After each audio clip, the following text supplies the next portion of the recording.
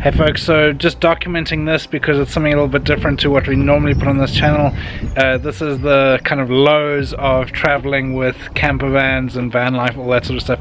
So I've got the bonnet open here. We've just driven over from Northern Ireland here to my parents' place in the south of England, and on the way here we had an engine light come on, and then the engine started to lose a lot of power, basically go into some sort of limp mode, and we've since taken it to a local garage here just to diagnose it, and we've come up with an electrical fault on the injector on the second cylinder, and basically the guy has given us some advice on how to diagnose it to see whether it's the actual injector that's gone or whether it is an electrical fault or something with the ECU or something like that. So we have a Euramobil 810.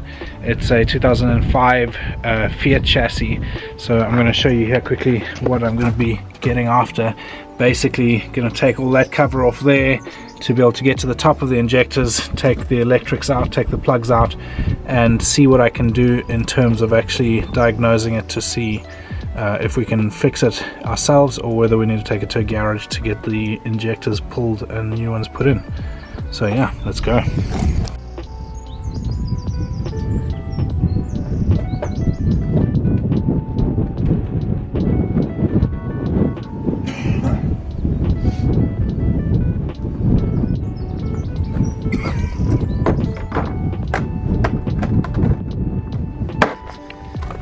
Okay, so I have those two covers off there, which basically frees up getting to the actual gubbins for the injectors. So these are all the cables that are connecting onto the injectors. So now what I'm going to do is pull, I believe I'm going to pull this cable off here, and then there's a way of testing whether there is continuity from the ECU. If there is continuity, then we know that the injector has gone and that there's a problem. If there's no continuity, then we know that there is an electrical fault. So we will crack on with that and see how we get on. So what I'm trying to determine is whether I'm getting continuity on the cables that come from the ECU to the back of the injectors. So I'm taking these plugs off the back of the injectors, and then I will put a light bulb into the plug, just one of those little internal 12 volt light bulbs that you use in a vehicle and things like that, but put them into the plug to then see if I'm getting a signal. So am I getting power to that plug, which will then determine if there's continuity or if there is a break in that line. So you'll see now I put a light into the plug and I'm getting power to that plug, so I know that it's fine. Okay, so with that light flickering like that, we have determined that there is continuity on that wire, so it's not an electrical fault on the wiring or with the ECU, so it's definitely the injector.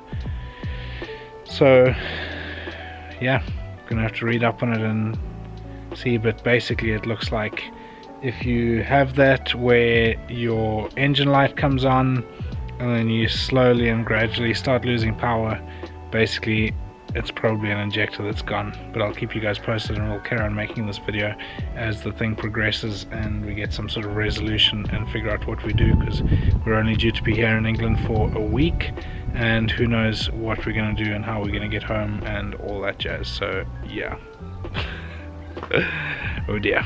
Okay, so it turns out that it may have just been a funny connection on the cables that connect to the injectors. So I just fiddled with them and found that one of the injector cables probably wasn't connecting properly. It's now firing on all 4 cylinders. So we're going to leave it like that. We're going to take it for a test drive tomorrow and see how we go. So stay tuned.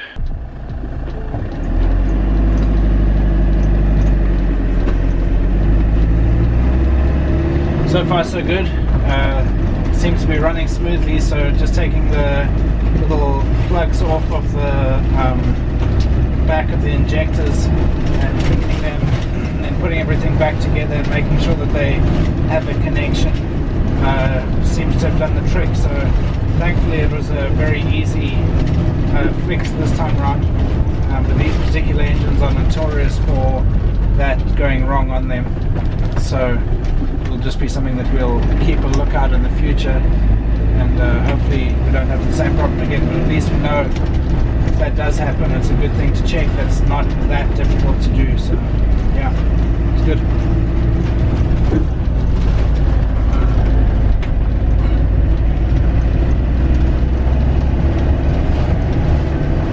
And so there you have it. If you have one of these Euramobil 810s and you lose a cylinder, your engine light comes on and you start losing power, starts going into sort of limp mode when you're driving, then there you go. That's how you get around that. So it's very likely that it could be an electrical fault or one of the injectors could have gone, but thankfully in my case it was an electrical fault where it was just one of the plugs wasn't connecting in to the back of the injector. So just by fiddling with that and playing with it a bit, we were able to get it back up and running, and all is well. It's not a huge job of pulling out the injector or anything like that. But yeah, thanks guys for watching, and we'll see you in the next video.